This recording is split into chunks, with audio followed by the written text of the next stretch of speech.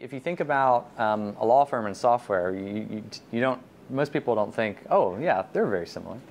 And in many ways they aren't. But there's actually a pretty good analogy that you can make that, if you were to build a successful law firm today, it's not that different than building something like Logikcull. And so let me explain. And in three ways. So the first one is, if you're going to build, just assume you're going to build a successful law firm. What are you going to do? So the first thing you have to do is make it easy for your customers or your clients to engage with you, right? And of course you have to have the skill set to do whatever it is they want you to do, right? So you have to have like a nice website. You need to make it really easy for them to contact you and start up a new project. The more friction you can remove from that process, the more customers you're probably going to have, especially if you do good work. Make your organization more accessible. Yeah, yeah, and the second way is you need to have specialized skill sets. So a law firm is made up of very specialized people. You have a lawyer that does intellectual property work, another one that does employment work, another one that does contract work, etc. It's all over the place. But they're very specialized people, and those specialized people grow as demand comes in. They hire more IP attorneys, more employment attorneys, and if you're good at number one, you're going to keep growing, right? So you have to get that first one right. And then you can grow and grow and grow and grow. And then the last step, you've got to be able to deliver on results. So you've got to keep things on budget, on time, and then you have to make it repeatable, right? So I'll explain how that relates to software. So the first one, from a software perspective, like when we're building something like Logikcull, we have to make it easy for our customers to engage with us. So that means our interface has to be incredibly easy. Free of all these unnecessary buttons and workflows and just complexity. People need to just get it. When they log in, they should just know what to do. And if we can do that, then they're going to want to use it more. So you solve that. That's key number one. You have to make it usable. And then the second one is more something that you could probably explain. Yeah, the scalability aspect of really any organization. If you look at a law firm or a software system, the ability to be able to manage your resource based off your demand, that's crucial. So for a law firm, you have whatever matters that comes in, you need to have the right people with the right expertise to be able to handle whatever the demand well. And if that goes well, and if more demand comes in, then you need to be able to hire more of the right people, bring them in, and be elastic. Be able to do the work that you need to do. Well, that's very similar to kind of what we built. So instead of attorneys, we have this concept of workers, and essentially what that is, they're just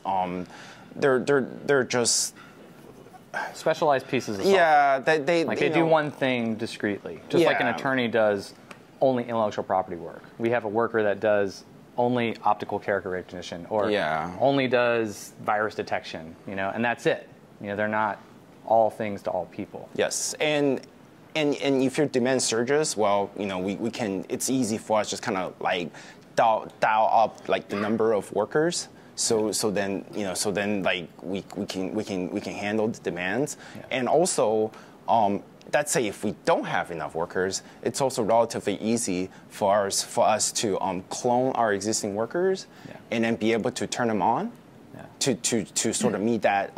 Like law firms would love to be able to clone their their best associates, right? Yeah, kind of like it's kind of like that, but with software. Yeah, it's kind of like hiring the temporary attorneys, the contract attorney to help with their document reviews. But you might have a collection of documents in Chinese. Well, then you have to hire the right attorneys that can read those Chinese. Documents. Yeah, exactly. Shen's from Taiwan. Yeah, speaks Mandarin. Yes. Yeah, so I mean that's a really good analogy, and it's all about elasticity. So it's about how do you build a successful law firm? You need to build for growth, because if you're going to make it easy for people to buy from you, make that desire, well, you don't want to fall short on meeting the demand. So you have to build in demand, and the same is true for our software. So as more customers come in, we built that, and it's there. So as more data comes in, it just expands, just like that. But instead of a law firm waiting days or weeks to hire people, it takes like minutes for us, to clone that army. And they're all specialized workers. And since it's software, they get better and better and better and better over time. And it's very repeatable. Yeah, and the work product is consistent. Yeah, and that's the last thing. So you can do great at number 1 and number 2 if you're a firm. But if you're inconsistent on your results, or if you go way over budget, it's going to be really hard for you to repeat 1 and 2. Your clients just aren't going to come back to you. Or maybe they do, but most probably won't, especially these days. So in software, when our customers use Logikcull to get the results out, it has to be really fast. It has to be repeatable, right? And so it needs to come on time, and it needs to be on budget. And so like when our customers export data, it doesn't cost them anything. There's no extra cost. It doesn't chew up their budget. And then the very last thing is you have to make sure that your customers pay you on time. Because you can do 1, 2, and mostly 3 correct, but if your customers aren't paying you till 90, 120, 180 days later, it's going to be really hard for you to keep number 2, those workers, very happy, or the attorneys. And so Logikcull being a subscription business, it's every 30 days our customers pay us.